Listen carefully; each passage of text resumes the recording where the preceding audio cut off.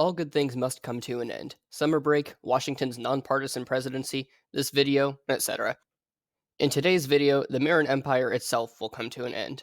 It's sort of a slow burn with a violent and, dare I say, anticlimactic ending. Stick around to find out what happens.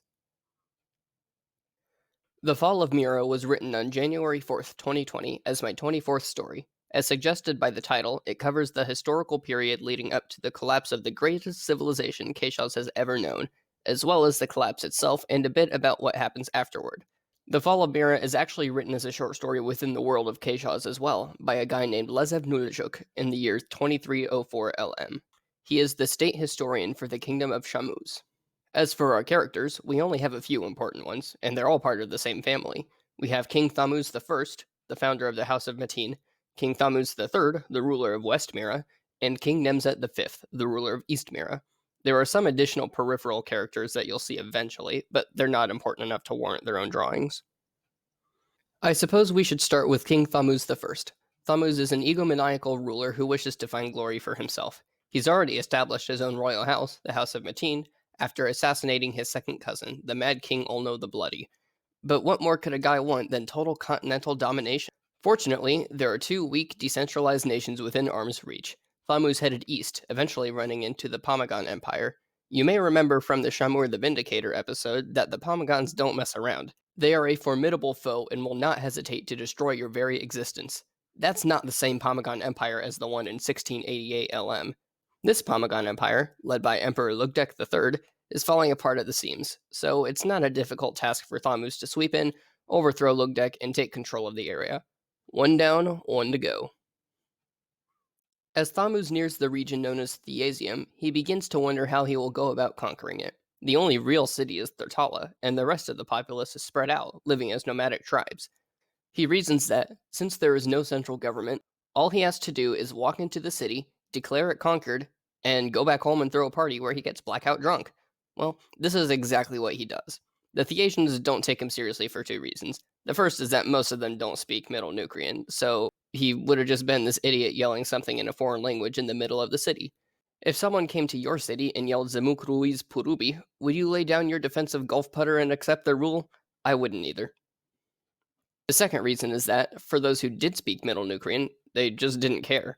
So Theasium is nominally under Thammuz's control, but nothing is really done about it until later on, when the Theasians are a little more repressed by some of the other leaders. Thammuz dies a hero of his nation, a few more kings come and go, and we get to Gudup IV, who has felt the strain of ruling such a large area of land and doesn't wish for his children to inherit that stress. So, Gudup splits his nation up Diocletian style. The western part, which contains Mira proper and parts of Hessadia, is given to his eldest son Abek. The middle part, Middle Mira, is given to his son Shebdor. The eastern part, which contains Theasium, is given to his son Nemzet. When Gudup dies in 1885 LM, the empire is partitioned into West, Middle, and East Mira. This is where the fun begins. In 1906, Abek dies and is replaced by his son Thammuz III. The following year, Shebdor dies and is replaced by his son Polzu. In 1908, Nemzet V, at this point a really old man who still thinks of himself as a 30-year-old warrior, appeals to the young, naive Thammuz III. It goes something like this. Hey Thammuz, my favorite rival family member. I was thinking, Mira being divided into three pieces is a little much, right? Why not, say, cut out the middleman? A little more land for you and a little more land for me. It's a win-win, right? Yeah, sure, old man, sounds good. Nothing fishy about this plan at all. In 1909, the two get to work. Polzu and his precious Middle Mira don't stand a chance against the sandwiching forces of Thammuz and Nemzet. The heirless King Polzu was killed at the Battle of Ardagon in 1911. The only issue is that Nemzet's army didn't stop their advance. Thammuz wasn't killed because he was sitting at the top of a hill, but he was incensed as he watched a third of his army get massacred by his own ally. War was declared. Again. In 1912, while Thammuz was still away, the West Miran treasury wasted most of its funds on a massive trade deal with a far-off nation known as Lebanos, located on Rayami. You can think of Lebanos as an evil Switzerland, neutral, and playing both sides so that they always come out on top.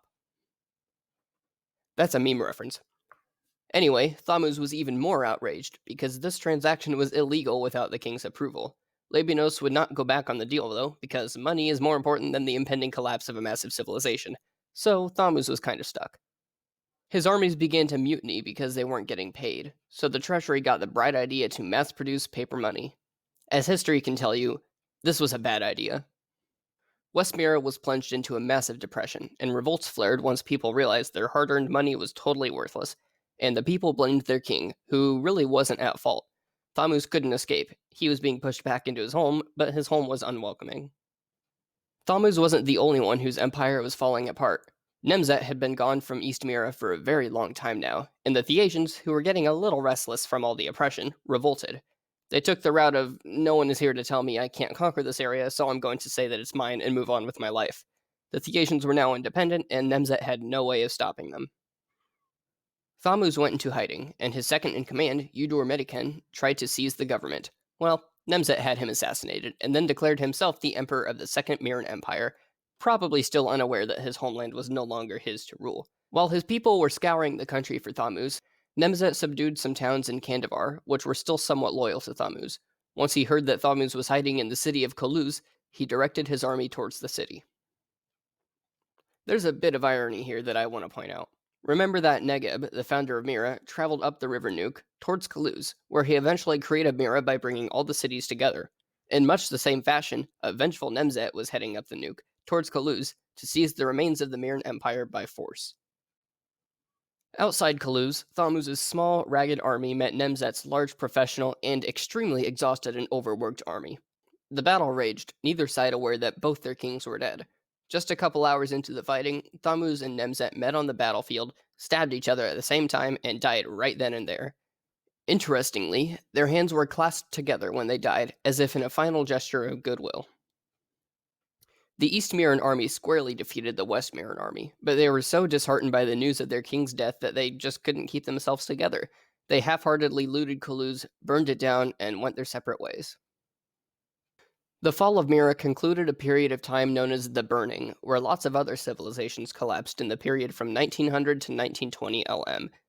Basically a Bronze Age collapse, except by this point most of these civilizations are in the Iron Age, so technically it's not a Bronze Age collapse.